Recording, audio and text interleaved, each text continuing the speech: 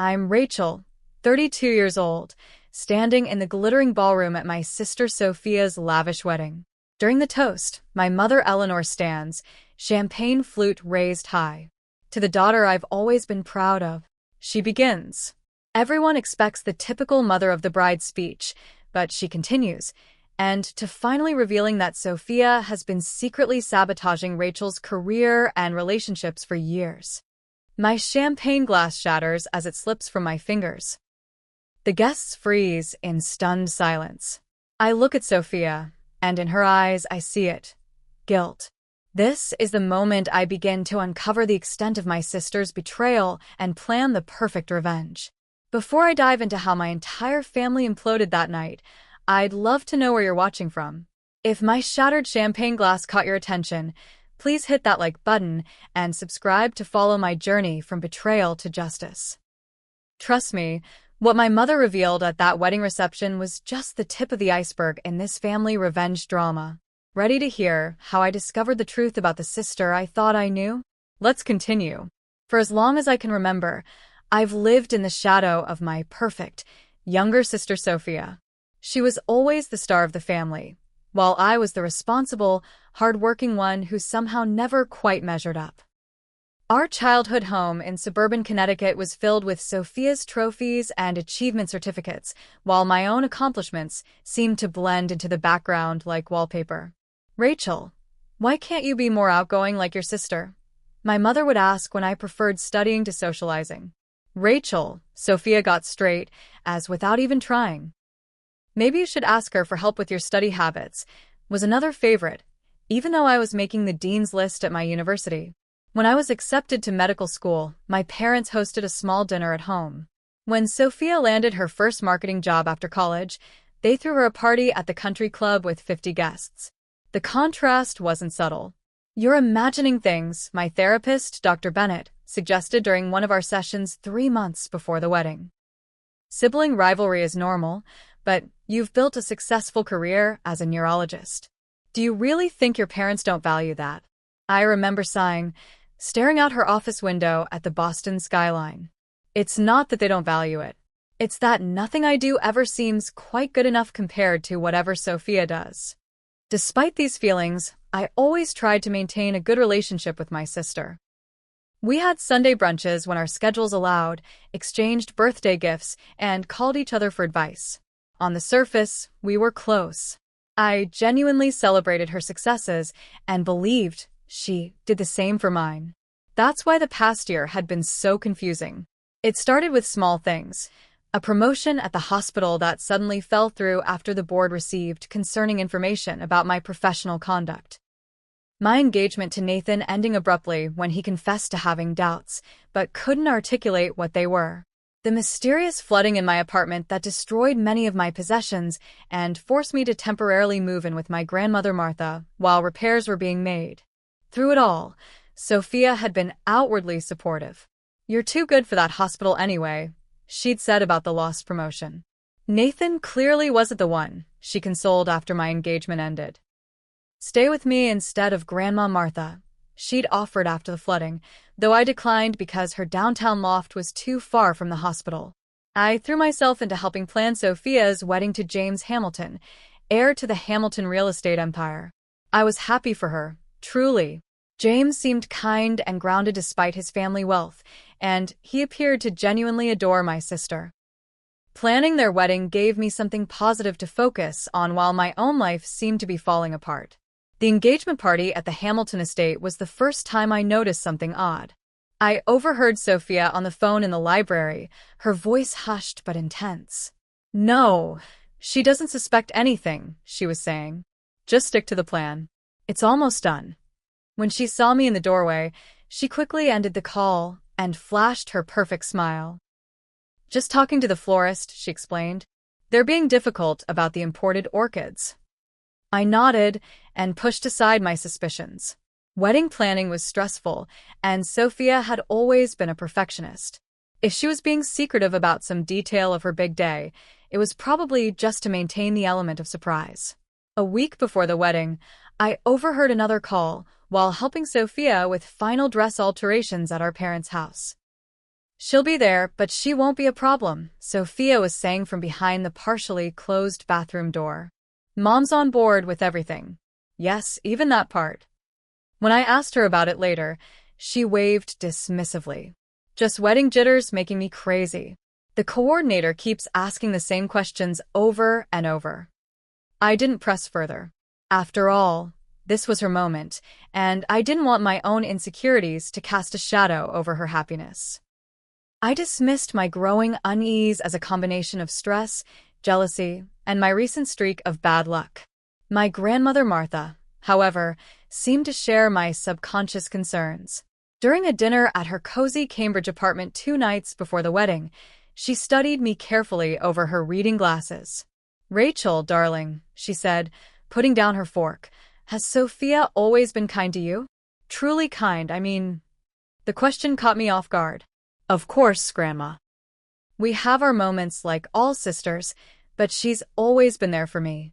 Martha pursed her lips, the fine lines around her mouth deepening. "I've watched that girl her whole life. There's something not quite right there. Your mother doesn't see it, and your father chooses not to. But I see how she looks at you when she thinks no one is watching."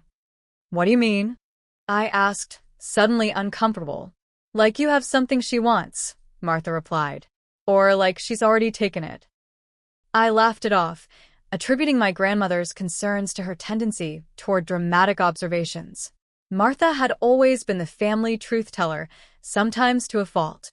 But her words stayed with me, a tiny seed of doubt planted in fertile ground. The night before the wedding, during the rehearsal dinner at the Preston Hotel's ballroom, I watched Sophia work the room with effortless charm. My parents beamed with pride, my father Philip's arm draped around my mother's shoulders as they accepted congratulations on raising such a beautiful, successful daughter about to make a perfect match. I was seated between James's college roommate and his elderly aunt, nursing a glass of wine and forcing smiles. At one point, I excused myself to use the restroom and nearly collided with Nathan in the hallway. "Rachel," he said, looking startled. "I didn't know you'd be here." "I'm the sister of the bride," I replied coolly. "The better question is, why are you here? I didn't realize you and James were friends." Nathan shifted uncomfortably. "We're not really. Sophia invited me. As a +1 for someone who couldn't make it last minute." Before I could respond, Sophia appeared, sliding her arm through Nathan's with familiar ease. "There you are." "Oh, Rachel, I see you found Nathan. Wasn't it sweet of him to fill in?" Jessica's grandmother had that fall, and we had an empty seat at table 7. She smiled brightly. "Everyone important should be here for my special weekend, don't you think?" Something in the way they stood together sent a chill through me. Nathan couldn't meet my eyes, and Sophia's smile didn't quite reach hers. But once again, I pushed the feeling aside. Tomorrow was her wedding day, and I was determined to be the supportive sister she needed me to be. If only I'd known then what my mother would reveal at the reception, perhaps I could have prepared myself for the destruction of everything I thought I knew about my family. The morning of Sophia's wedding dawned bright and clear, a perfect June day that seemed tailor-made for a fairy tale ceremony. I arrived at the bridal suite of the Hamilton estate at 7 a.m. sharp, armed with coffee and breakfast pastries for the bridal party. "Thank God, caffeine," Sophia said, grabbing the largest cup from the tray. She was already in her silk robe, hair in rollers, looking fresh despite the early hour. "The makeup artist is running late, and Mom's already called twice in a panic about the flower girl's sash." I set down the breakfast spread and began organizing the jewelry and accessories for the bridesmaids. Despite being Sophia's only sister, I wasn't the maid of honor. That role had gone to Amber, her college roommate. I'd been hurt when she told me, but Sophia had smoothed it over by saying she needed me in a more important role, coordinating everything behind the scenes. The morning progressed with the controlled chaos typical of wedding days. Sophia became increasingly snippy as the ceremony time approached, barking orders at her bridesmaids and criticizing everything from the way the hairstylist was curling Amber's hair to the shade of lipstick the makeup artist had selected. "Not that one, Rachel," she snapped when I handed her the pearl earrings our grandmother had given her. "I'm wearing the diamond drops James gave me." The pearls look so matronly. I bit my tongue and exchanged them without comment. The pearls had been meant as her something old, a family tradition, but it was her day. Surprisingly, just before it was time to get dressed, Sophia pulled me aside into the small, adjoining room away from the chattering bridesmaids.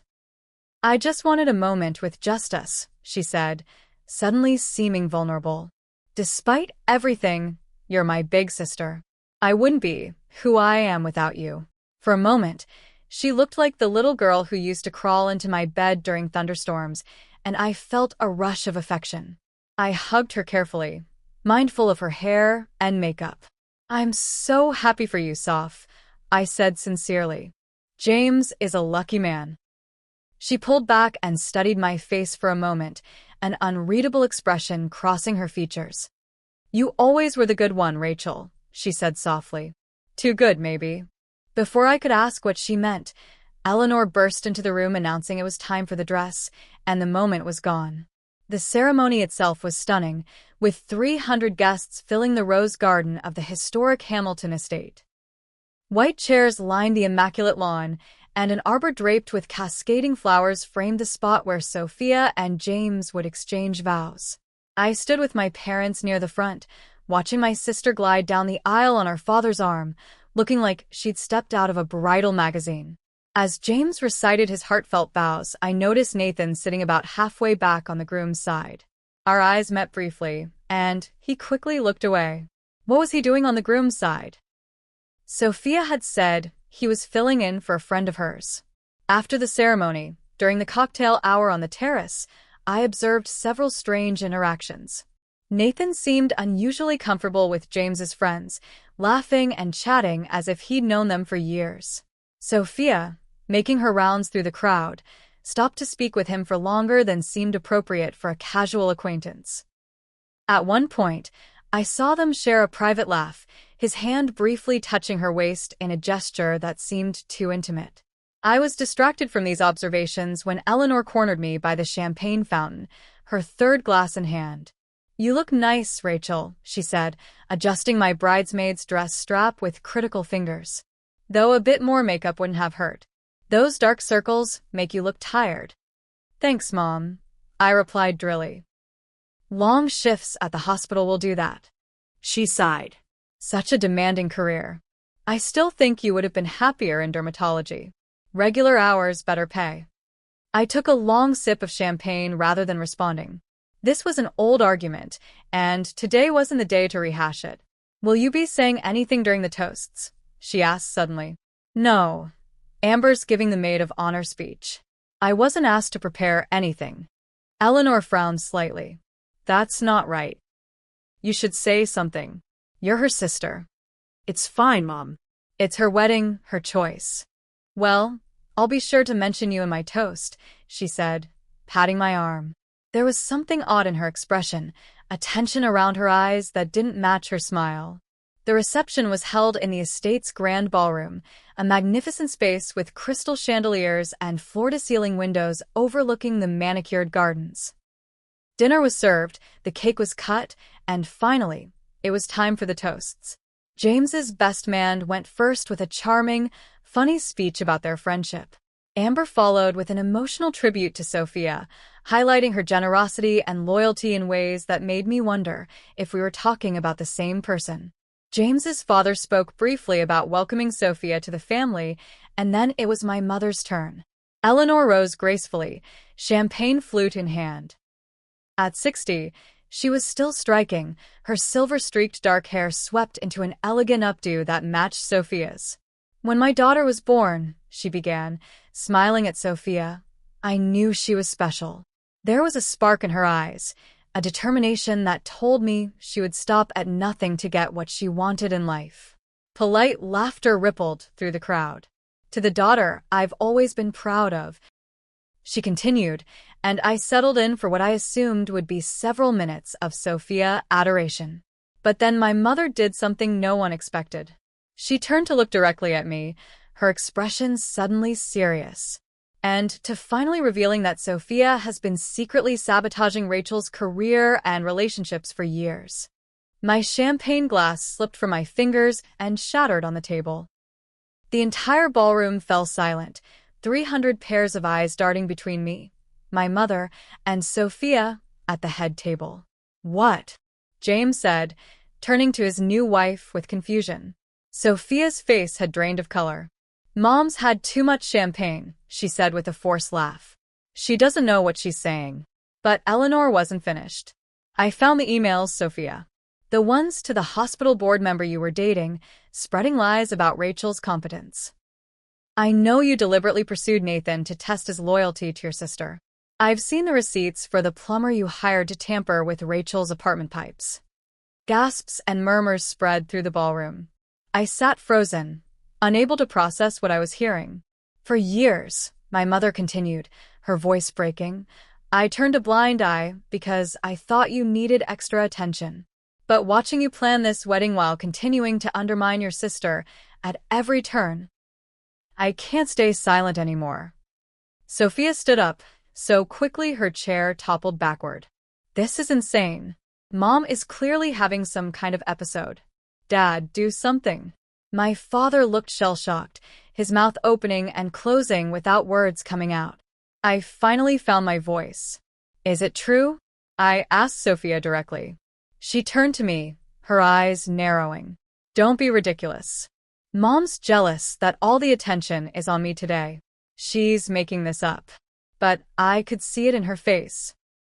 The flash of calculation, the lack of genuine outrage. In that moment, I knew my mother was telling the truth.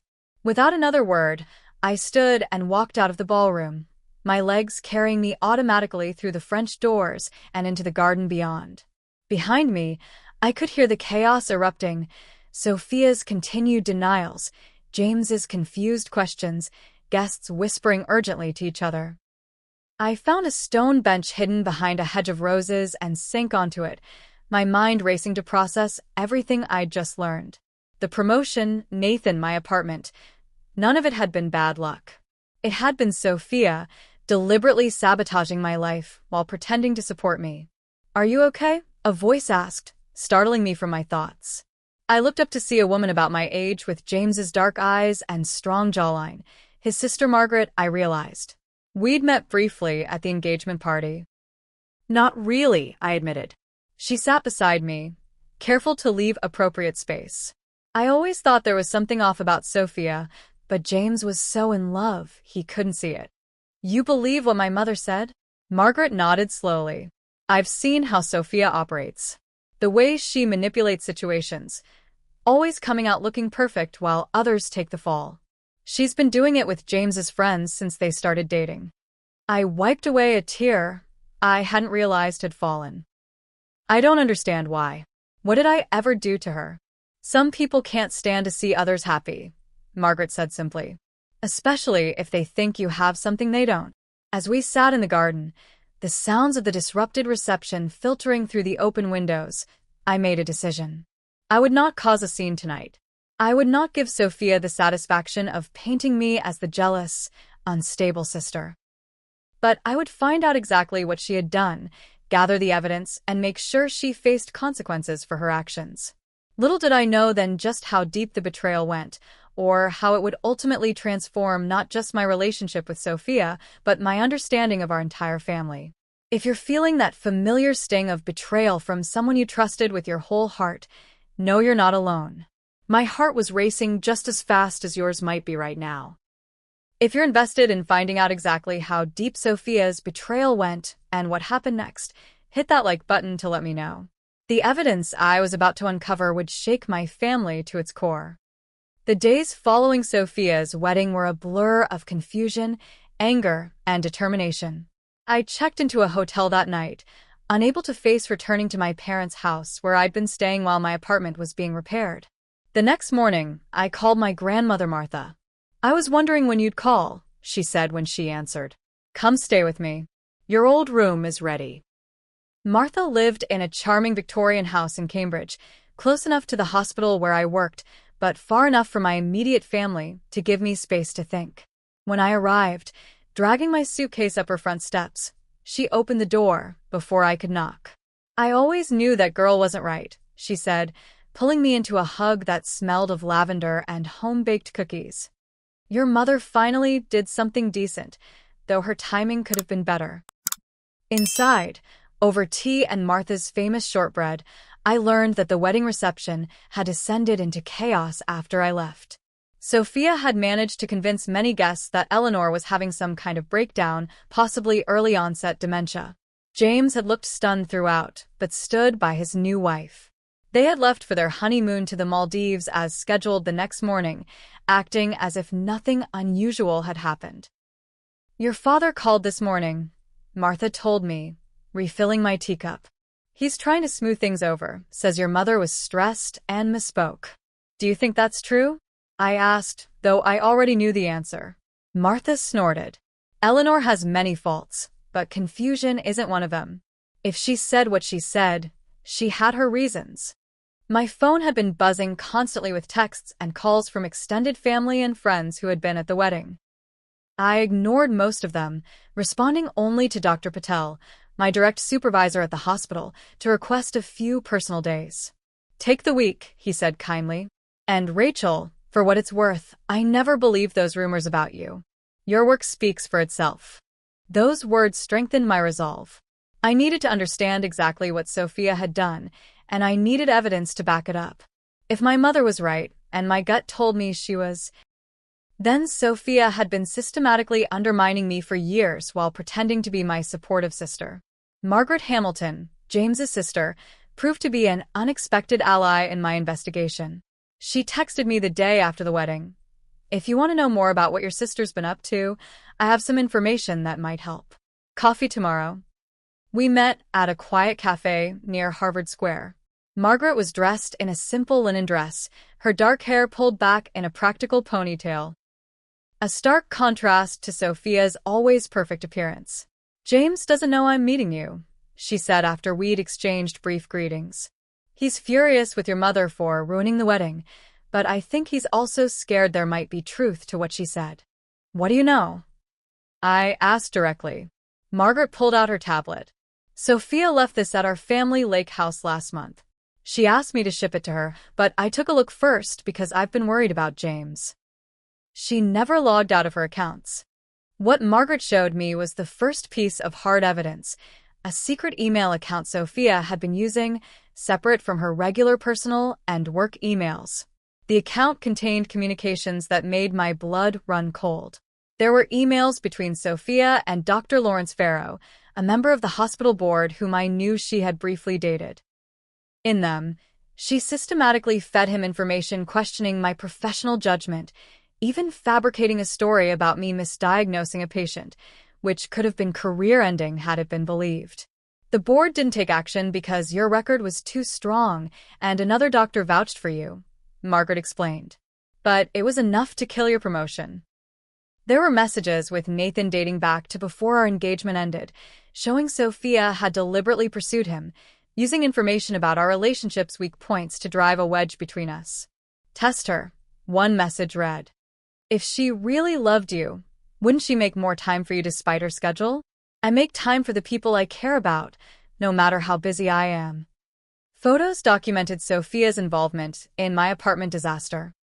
Receipts for a plumbing consultation at my address when I should have been at work, followed by an invoice for repairs to her own bathroom dated the same day.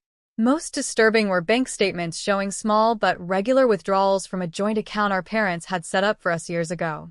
I had forgotten the account existed, rarely using it, but apparently Sophia had been helping herself to my share for years. "There's more," Margaret said, scrolling further.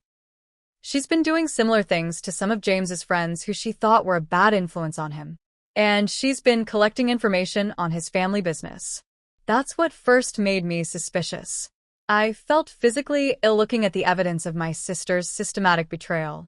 "I need copies of everything," I said. Margaret nodded. "I've already backed it up. But Rachel, be careful.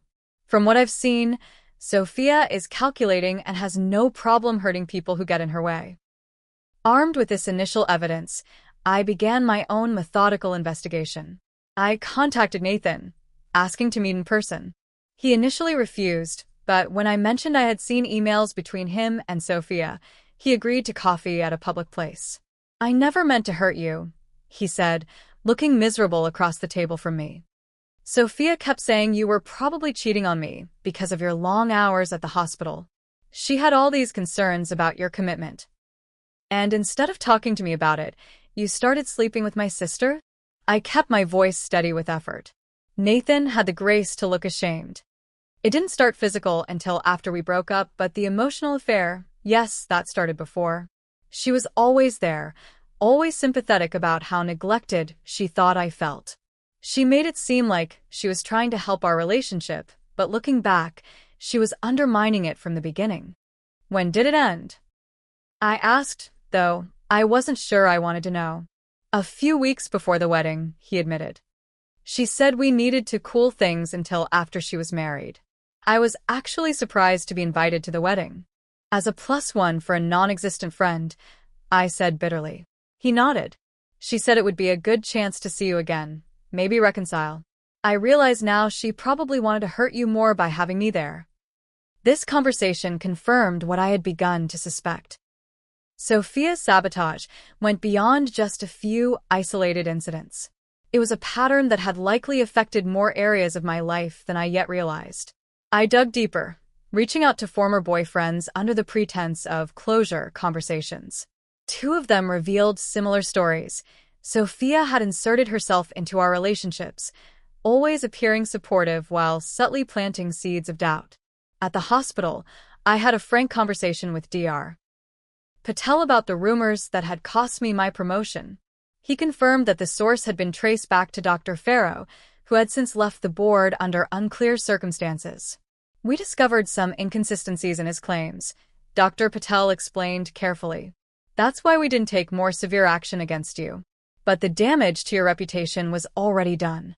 I also learned that James had been completely in the dark about Sophia's actions. Margaret stayed in touch, reporting that her brother was struggling to reconcile the woman he had married with the person described in Eleanor's toast. "He called from the Maldives," Margaret told me during one of our now regular coffee meetings. "He said Sophia's been on her phone constantly, seems preoccupied. When he asked about what happened at the wedding, she broke down crying, saying your family has always been jealous of her success, and your mother is mentally unstable." "And he believes her?" I asked. Margaret sighed. "He wants to. But I think he's starting to have doubts. Especially after I asked him some pointed questions about whether she's ever tried to distance him from friends or family she doesn't approve of." As I gathered evidence and pieced together the extent of Sophia's manipulation, I struggled with conflicting emotions. Part of me wanted immediate, public revenge, to expose her to everyone the way she had been exposed at the wedding. But another part, the doctor in me perhaps, wanted to understand why. What would drive my sister to such calculated cruelty against someone who had only ever supported her? My therapy sessions with Dr. Bennett intensified during this period. "What you're describing sounds like more than simple sibling rivalry," she observed during one particularly difficult session. "What does it sound like to you?" I asked, exhausted from another night of broken sleep. "Without meeting Sophia, I can't make any diagnosis, but the patterns you're describing, the manipulation, lack of empathy, calculated social climbing, and systematic undermining of perceived rivals, these are consistent with certain personality disorders." "So, my sister is basically a sociopath." The word felt extreme, even given what I now knew. "I didn't say that," Dr. Bennett cautioned. "But I do think understanding the psychological underpinnings might help you process this betrayal and decide how to move forward." Moving forward. That was the question that kept me awake at night. What did moving forward look like after discovering your sister had been actively trying to ruin your life while pretending to love you? Did I want justice, revenge, or simply to understand why? As July turned to August, and Sophia and James returned from their honeymoon to set up house in their new Beacon Hill brownstone, I continued my quiet investigation, building a comprehensive file of evidence. I was determined that when I finally confronted my sister, she would have no room to deny or manipulate her way out of the truth. What I didn't yet realize was that the roots of Sophia's behavior went much deeper than I imagined.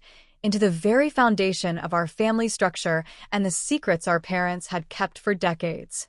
By mid-August, I had amassed substantial evidence of Sophia's systematic sabotage of my life, but I still didn't understand why. What would drive my sister to such calculated cruelty? To answer this question, I began researching family dynamics and personality disorders, spending hours in the medical library at the hospital during my breaks. I read about narcissistic family systems, where one child is elevated to golden status while another becomes the scapegoat. I learned about traits like pathological envy and lack of empathy that could explain Sophia's ability to hurt me while maintaining a perfect facade. But these clinical explanations, while informative, felt incomplete. There had to be more to the story. My grandmother Martha became my confidant during this time, our evening conversations on her wraparound porch stretching late into the night. One such evening, as cicadas hummed in the garden and the August heat finally began to relent, Martha shared insights that would begin to unravel the mystery. "Your mother and her sister had a similar relationship, you know," she said, rocking gently in her wicker chair. "Eleanor was always jealous of Vivian, though she hid it better than Sophia does." This was news to me. "Mom has a sister? She's never mentioned her." Martha's eyes widened slightly. "You didn't know about Vivian? They haven't spoken in nearly 40 years. Not since before you were born. I assumed you knew." "What happened between them?" Martha sighed deeply. "Eleanor felt overshadowed by Vivian, who was more academically gifted. When they both fell in love with the same man, your father, and he chose Eleanor, she made sure to rub it in. Then she systematically turned your father against Vivian, claiming she was trying to sabotage their relationship." The parallels were chilling. "Are you saying my mother did to her sister what Sophia has been doing to me?" "History often repeats itself in families," Martha said quietly. "Especially when the underlying issues aren't addressed." This revelation sent me searching through old family albums and videos stored in Martha's attic. What I found was illuminating. Footage from family gatherings showing subtle dynamics I'd never noticed as a child. My mother consistently praising Sophia, while finding small ways to undermine me. Sophia watching and learning, her expression calculating even as a young child. In one particularly telling video from a Christmas when I was about 12 and Sophia 9, I received a science kit I'd been wanting for months. My excitement was obvious as I opened it. The camera then panned to Sophia, who looked directly at our mother with a slight frown. Eleanor immediately called attention to Sophia's gift, a designer dress she hadn't shown much interest in, making everyone admire it while my science kit was set aside, forgotten. "Your mother taught Sophia that getting attention was a zero-sum game," Dr. Bennett observed when I described these discoveries during our session. "If you were receiving positive attention, it meant less for her. So Sophia learned to either redirect attention to herself or, more insidiously, to undermine you so you'd receive negative attention or none at all." Armed with this new understanding, I decided it was time to confront my father. We arranged to meet at a quiet restaurant near his office in downtown Boston, away from my mother's influence. Philip Harris had always been the peacekeeper in our family, a mild-mannered accountant who avoided conflict at all costs. "Dad," I said after we'd ordered, "I need to know the truth about what's been happening in our family, not just with Sophia but going back years." He looked uncomfortable, adjusting his tie nervously. "Your mother was out of line at the wedding, Rachel. She'd had too much champagne and—" "Stop," I interrupted firmly. "I've seen the evidence. Emails, bank statements, conversations with people Sophia manipulated. Mom was telling the truth, and I think you know it." My father's shoulders sagged, and suddenly he looked every one of his 65 years. "I didn't know the extent of it," he said quietly. "But yes, I suspected Sophia wasn't always kind to you. Why didn't you ever say anything? Do anything?" He stared into his water glass. "Your mother and I don't always agree on parenting. Eleanor can be forceful in her opinions. It was easier to keep the peace." "Even at the expense of your daughter?" I couldn't keep the hurt from my voice. "It's complicated, Rachel." He hesitated, then seemed to come to a decision. "There's something you need to know about Sophia. Something that might explain though not excuse, some of what's happened. I waited, my heart pounding.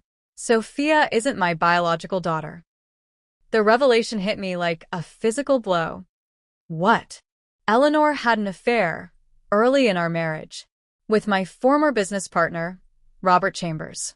When she got pregnant, she confessed, but we decided to stay together and raise Sophia as my own. No one else knows except Eleanor's sister Vivian, which is part of why they had their falling out. Does Sophia know? He shook his head. We never told her, but Eleanor has always been overprotective of her. Perhaps out of guilt, or fear that Sophia would somehow sense she was different. She compensated by favoring her, and I let it happen. This explained so much: my mother's excessive indulgence of Sophia, the family tension, the sense that different rules applied to us. But it didn't excuse the active sabotage.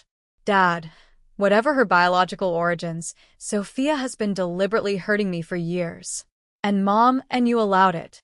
I know, he said, looking genuinely remorseful. I failed you, Rachel. I was so focused on keeping the family together that I didn't protect you the way a father should. As we continued talking, I learned more about the family dysfunction that had shaped us all.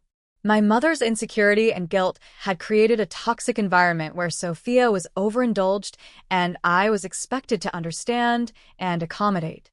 My father's conflict avoidance had enabled both of them. And I had internalized the message that my needs and feelings mattered less than keeping the peace. Over the next few weeks, my relationship with Margaret Hamilton deepened as we both worked to understand and document Sophia's patterns of behavior. She shared concerns about James, showing me evidence that Sophia had already begun manipulating him and his family relationships. She's been telling him that his parents are too controlling of the family business, Margaret explained during one of our meetings, and that I've always been jealous of him as the heir apparent. It's causing tension where there wasn't any before. Classic divide and conquer, I noted, recognizing the pattern from my own experience. As I pieced together the complex family dynamics that had enabled Sophia's behavior, I struggled with how to respond. Traditional revenge felt hollow. I didn't want to become like her or perpetuate the cycle of family dysfunction. But I also couldn't allow her to continue harming people without consequences. During an autumn walk through Harvard Yard with Martha, the fallen leaves crunching beneath our feet, my grandmother provided the perspective I needed. Justice isn't about punishment, Rachel, she said, linking her arm through mine.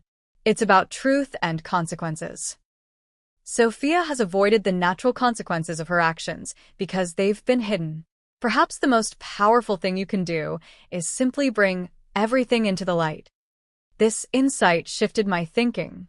My goal shouldn't be revenge, but truth, breaking the cycle of secrecy and manipulation that had poisoned our family for generations. With this clarity, I began developing a comprehensive plan that would expose Sophia's actions without destroying lives unnecessarily, including her own.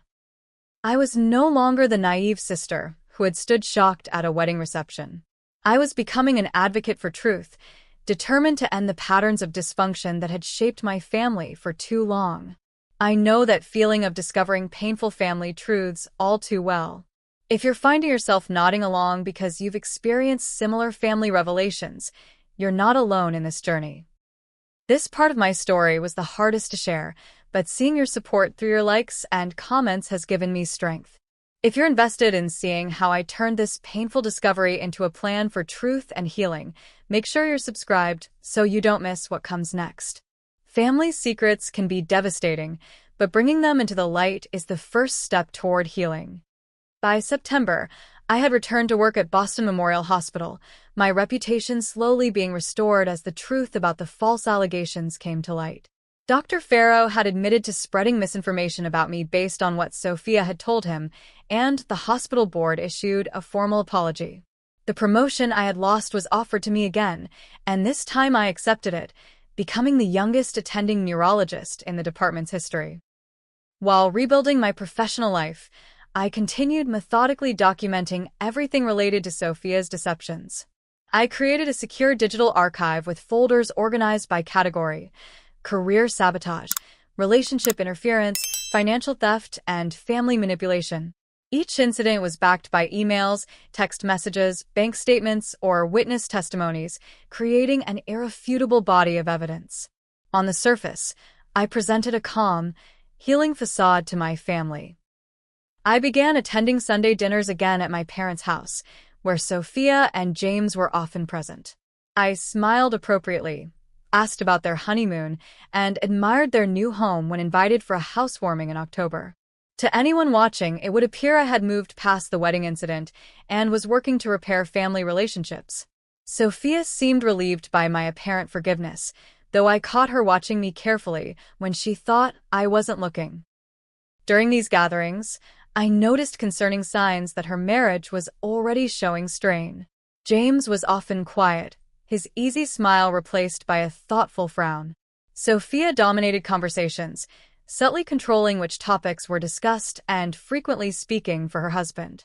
"James and I think the Hamilton Company should expand internationally," she would say, or, "James and I have decided not to attend his parents' anniversary cruise."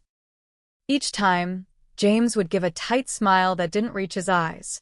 I recognized that expression. I had worn it myself for years. Thanksgiving dinner became a strategic opportunity to observe and record inconsistencies in Sophia's stories. My phone in my pocket, set to record, I asked innocent questions about her new life.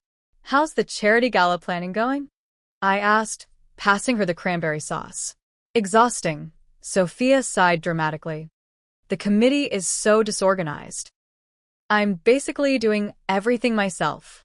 Later, when James mentioned being impressed by the committee chair's efficiency, Sophia smoothly pivoted. "Oh yes, Diane is amazing.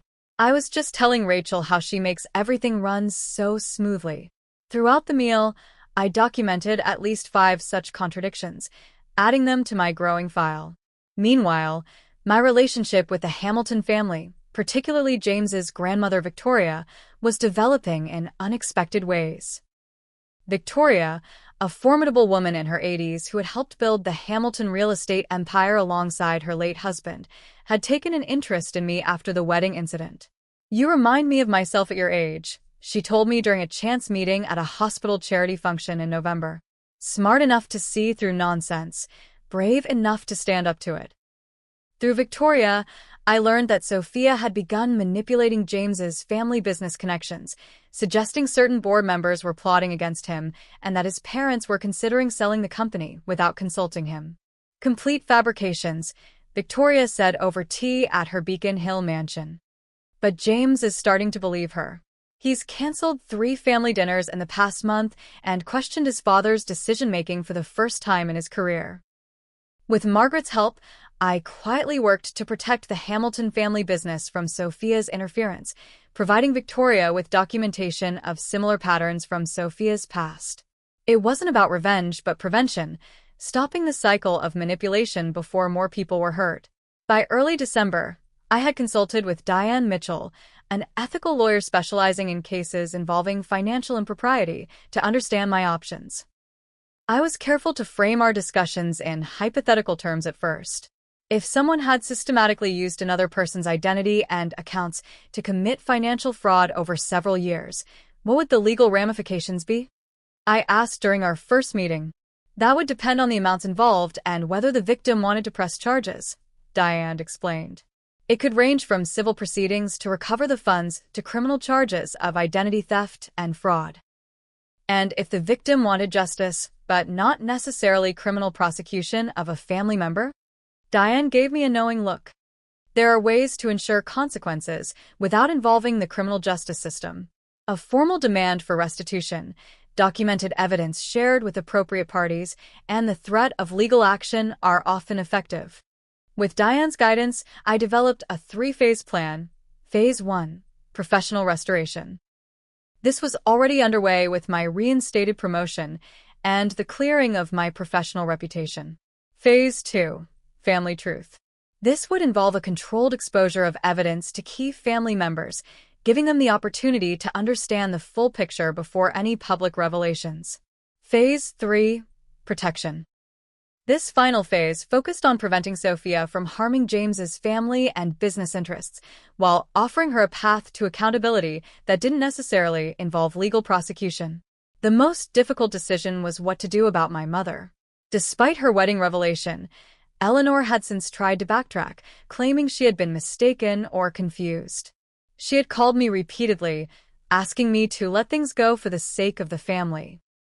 I decided to give her one chance to make amends by confronting her with the evidence I had gathered. We met for lunch at a quiet restaurant where I showed her a small sample of the documentation. "This is why you said what you did at the wedding, isn't it?" I asked as she stared at the emails between Sophia and Nathan. "You found out what she was doing."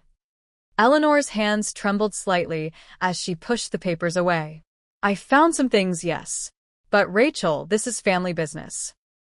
It should stay private." Private? Sophia deliberately tried to destroy my career, my relationships, my home. She's been stealing from me for years. And now she's doing the same thing to James and his family. She's always needed more attention, more reassurance, Eleanor said defensively. "If you understood her background, what she's been through, I know she's not Dad's biological daughter," I interrupted. "He told me." Eleanor paled. "He had no right. He had every right. Just as I have every right to expose what Sophia has done. Unless you're prepared to help her take responsibility and make amends." My mother's response was disappointing, but not surprising. What good would exposing all this do? It would only tear the family apart. Can't you just keep your distance from her and move on? For my sake.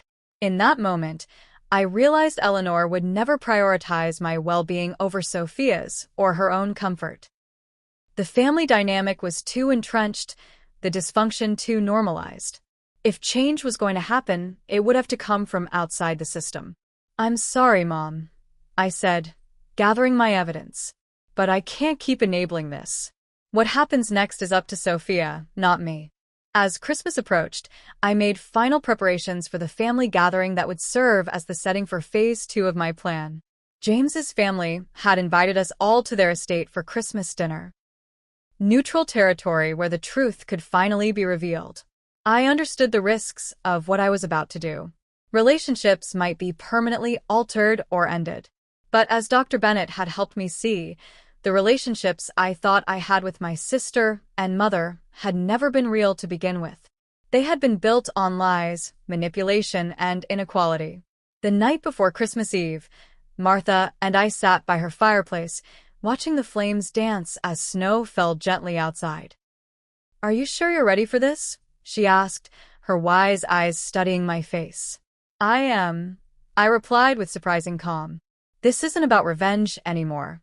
It's about truth, consequences, and finally breaking free from patterns that have hurt too many people for too long." Martha reached over and squeezed my hand. "You're stronger than I was at your age. I saw what Eleanor was doing to you girls, but I didn't intervene forcefully enough.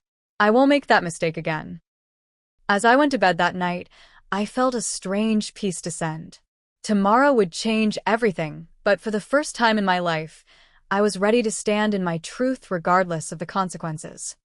Christmas Eve arrived with perfect New England winter weather, a fresh blanket of snow covering the landscape, temperatures cold enough to frost the windows, but not so bitter as to make travel dangerous. The Hamilton estate looked like something from a holiday card, with tasteful white lights outlining the colonial architecture and evergreen wreaths adorning each window. I arrived early, having arranged with Victoria to help with final preparations.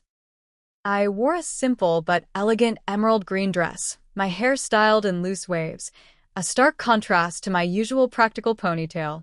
The Rachel who entered that house was not the same woman who had stood shocked at her sister's wedding 6 months earlier.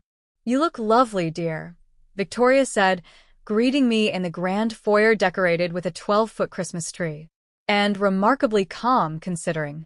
"I've had months to prepare," I replied, handing her the bottle of wine I'd brought. "No more surprises, just truth." We worked together to arrange the seating for dinner, strategically placing key players where they needed to be. James's father Christopher at one end of the table, Victoria at the other. James and Sophia would sit in the middle of one side, with my parents across from them. Margaret would be next to James, and I would sit beside my father, diagonal from Sophia, close enough to maintain eye contact, but not directly opposite her. As other guests began to arrive, I maintained a pleasant, relaxed demeanor. My father seemed nervous, my mother overly cheerful as she handed out perfectly wrapped gifts.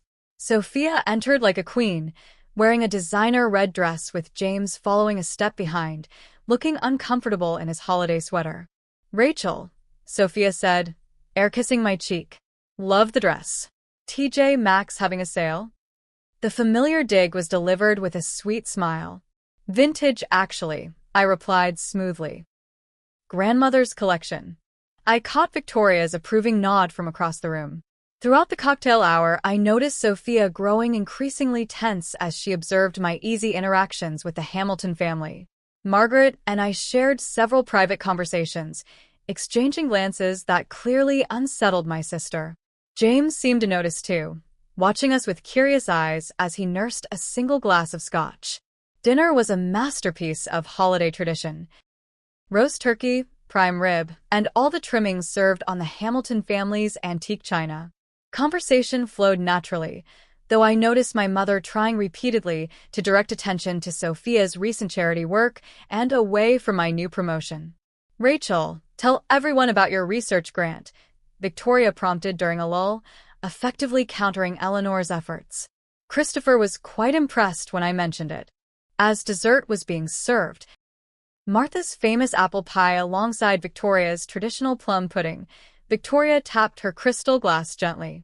"Before we finish our meal, I'd like to suggest we exchange one special gift each tonight, saving the rest for tomorrow. In my family, we always opened one present on Christmas Eve." There were murmurs of agreement, and Victoria's housekeeper wheeled in a cart with a selection of wrapped packages. "I'll start," Victoria said, picking up a medium-sized box wrapped in silver paper. "This is for all of us, really, but Rachel will do the honors of opening it." I felt Sophia's eyes boring into me as Victoria placed the box in my hands. With deliberate calm, I unwrapped it to reveal a sleek laptop. "Thank you, Victoria, but I don't understand," I said, playing my part. "It's not just any laptop, dear. It contains a special presentation. My gift to this family is truth." Victoria's voice was gentle but firm as she addressed the table. "Rachel has prepared something I believe everyone needs to see." I opened the laptop, which was already connected to the dining room's hidden projection system. With a single click, the lights dimmed slightly and a screen descended from a concealed compartment in the ceiling. James looked surprised. Clearly, his grandmother had upgraded her audiovisual system without mentioning it. "What is this?" Sophia demanded, her voice tight. "Just watch," I said, making eye contact with her for the first time that evening. The presentation began with a simple title, "A Pattern of Behavior." What followed was a methodically organized display of evidence, beginning with the earliest documented incidents of Sophia's sabotage and progressing chronologically through the years.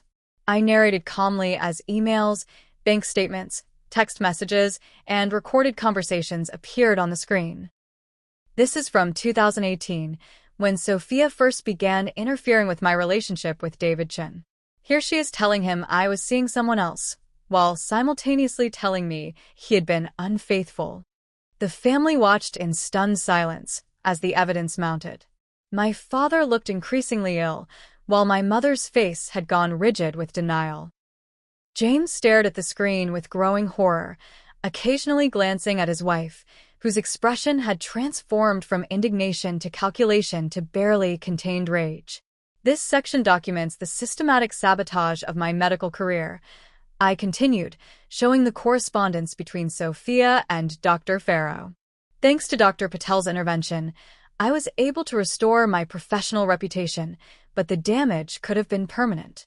When I reached the evidence of financial theft, showing years of small withdrawals from our shared account adding up to over $30,000, Sophia finally erupted. "This is ridiculous. You've always been jealous of me, and now you're fabricating evidence because you can't stand that I'm happily married and successful." I remained calm. "Each document can be verified independently." The bank statements are real. The emails can be authenticated. I haven't fabricated anything, Sophia. James, we're leaving, Sophia declared, standing abruptly. I won't sit here and be attacked by my disturbed sister on Christmas Eve. But James didn't move. Sit down, Sophia, he said quietly. I want to see the rest. The most damning evidence came last. Documentation of Sophia's recent manipulation of the Hamilton family business. Emails to board members suggesting James's father was considering selling without consulting his son. Messages to James's mother canceling family commitments in his name without his knowledge. Financial inquiries about the structure of the Hamilton Family Trust. As the presentation concluded, there was a moment of complete silence before Victoria spoke. I've conducted my own investigation, she said, her voice steady despite her age. Everything Rachel has presented is consistent with what I found. Sophia has been attempting to create division in our family just as she did in hers. That's not true. Sophia's voice had taken on a desperate edge. Rachel has always been jealous of me. Mom, tell them. All eyes turned to Eleanor, who seemed to shrink in her chair. Sophia has always needed extra attention, she began weakly. Stop it, Eleanor, my father interrupted with unexpected firmness. No more excuses. What happened next stunned everyone.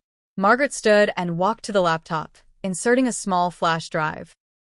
There's one more piece of evidence you should all hear. The recording that played was a conversation between Sophia and my mother, clearly taken without their knowledge, dated just 2 weeks after the wedding. Sophia's voice filled the room. I can't believe you said that at my wedding. After all these years of helping me, suddenly you grow a conscience. I was upset, Eleanor's recorded voice replied. You promised you'd stop after you married James. But then I found out about the Hamilton Trust inquiries. That's different. James deserves to know what his family is really planning. Besides, Rachel had it coming. She always acts so perfect, so much better than everyone. The hospital board thing was hilarious. Did you see her face when she got passed over for that promotion? Eleanor's recorded sigh was heavy with resignation. Just be more careful. If your father ever found out everything you've done. He's not my real father anyway, so who cares what he thinks? Sophia's laugh was chilling in its callousness. The recording ended, and the room erupted into chaos. Sophia lunged for the laptop, but James caught her arm. Don't, he said, his voice colder than I'd ever heard it. It's over, Sophia. My mother had buried her face in her hands, while my father sat rigidly upright, his expression a mask of pain and resolve. How long have you known? Sophia demanded, turning to me with hatred in her eyes. About your sabotage? Months. About you not being Dad's biological daughter? Since August. But that's not why I'm doing this. Biology doesn't matter. What you've done does. Victoria stood, her regal bearing commanding attention despite her age. I think it would be best if Sophia left now. Christopher, please have William bring the car around. You can't throw me out. Sophia protested. James, tell them. But James was already removing his wedding ring. I'll be staying with my parents tonight. My lawyer will contact you after the holidays regarding separation proceedings. You can't do this. I'm your wife. A marriage built on lies isn't a marriage at all, James said quietly. I don't know who you really are, but I know I can't spend my life with you. As Sophia was escorted from the room, still protesting her innocence despite the irrefutable evidence, Eleanor attempted to follow. Stay, Eleanor, my father said firmly. We have a lot to discuss as a family. The remainder of the evening was somber but cathartic. James apologized to me for not seeing Sophia's true nature sooner. My father apologized for years of enabling behavior. Victoria thanked me for protecting her family business. Only my mother remained in denial, alternating between defending Sophia and blaming me for exposing family matters publicly. This wasn't done out of vengeance, I explained to the group as we moved to the living room, leaving the evidence displayed on the dining room table. It was about breaking a cycle that has hurt too many people for too long. Martha, who had been quietly observant throughout the evening, finally spoke. Eleanor, You did the same thing to your sister that Sophia did to Rachel. The difference is that Rachel chose to break the pattern rather than perpetuate it. As the night drew to a close, with plans made for further discussions after the holidays, I felt an overwhelming sense of release. The truth was finally out, and while the consequences would continue to unfold, the burden of secrecy had been lifted. I declined Victoria's invitation to stay the night, choosing instead to return to Martha's house. As I prepared to leave, James approached me privately. "Thank you," he said simply. "It would have taken me years to see it on my own, if ever." "I'm sorry it had to happen this way," I replied sincerely. He shook his head. "Don't be. Better 6 months of painful truth than a lifetime of comfortable lies." As I drove through the snowy streets toward Cambridge, I reflected on how differently this Christmas had turned out than any I could have imagined a year ago. The family I had known was irrevocably changed, but perhaps now there was a chance to build something healthier from the ruins. 6 months after that fateful Christmas Eve, summer had returned to Boston, bringing with it new growth and unexpected healing. The early June morning found me in my new office at Boston Memorial Hospital, the nameplate on the door reading Dr. Rachel Harris, head of neurological research. The promotion I had once been denied had been superseded by an even more prestigious position, leading a groundbreaking study on neural regeneration after traumatic brain injuries. The past half-year had brought tremendous change, professionally and personally. My work had flourished without the constant undermining from Sophia. My colleagues, now aware of what had happened, had rallied around me with support and collaboration opportunities. Dr. Patel had become a mentor, guiding my research and encouraging me to publish findings that were now gaining recognition in the medical community. More surprising was my personal life. Dr. Michael Brennan, a neurosurgeon who had defended me to the hospital board during the false allegations, had asked me to coffee in January. What started as collegial appreciation had grown into something deeper. At 36, Michael was thoughtful and direct, with none of the game-playing I'd experienced in past relationships. We were taking things slowly, but for the first time in years, I felt secure in a romantic connection. My living situation had changed as well.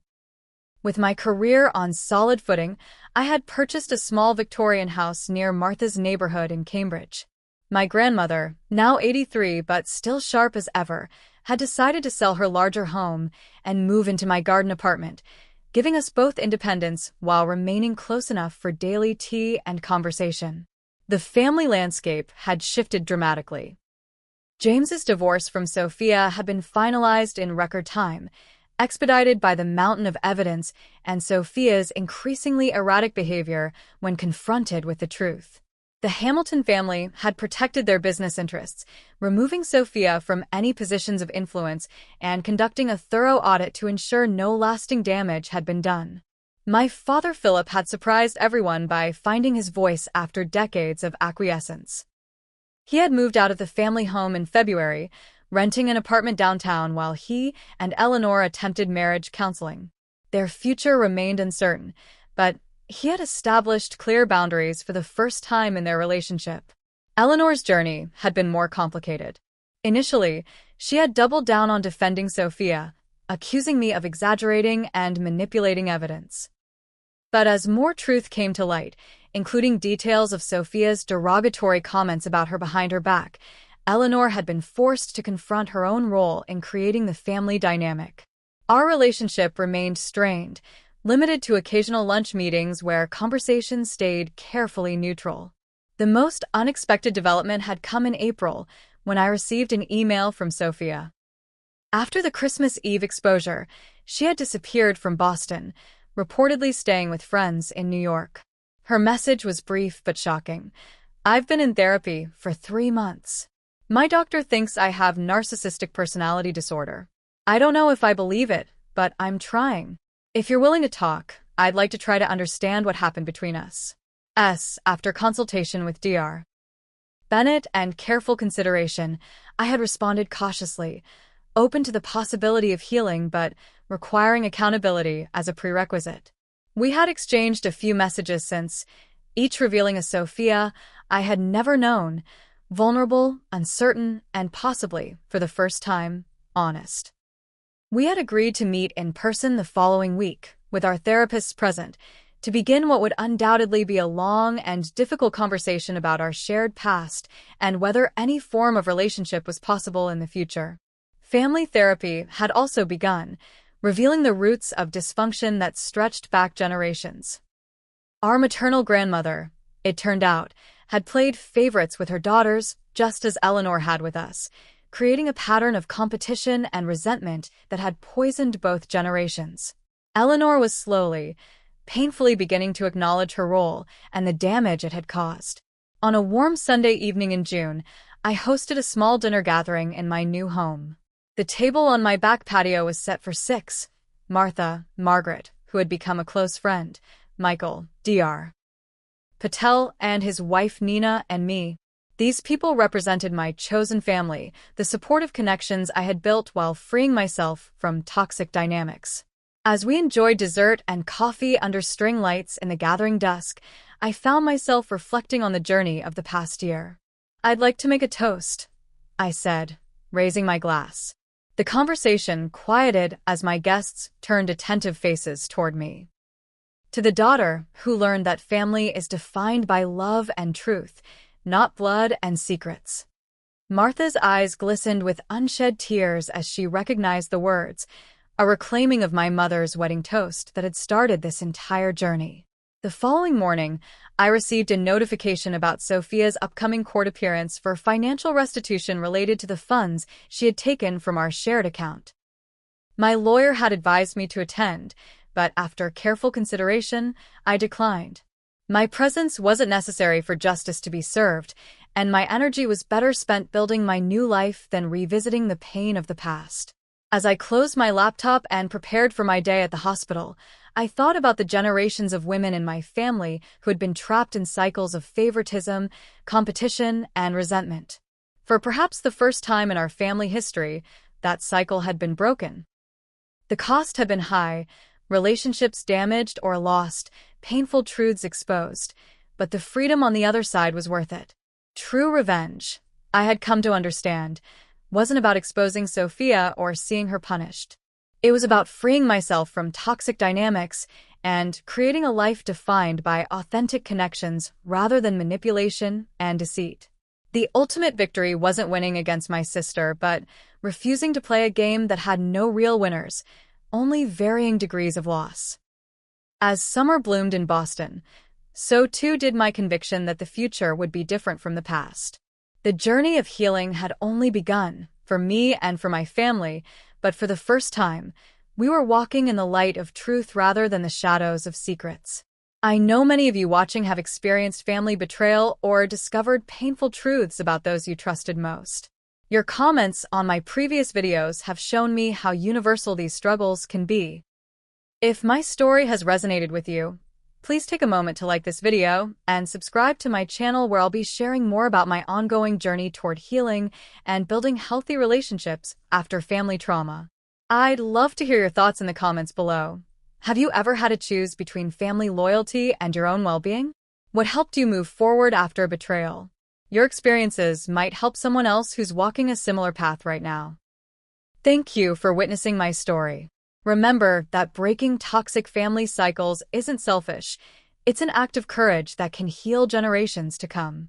If you found value in this video, please share it with someone who might need to hear that they're not alone in their family struggles.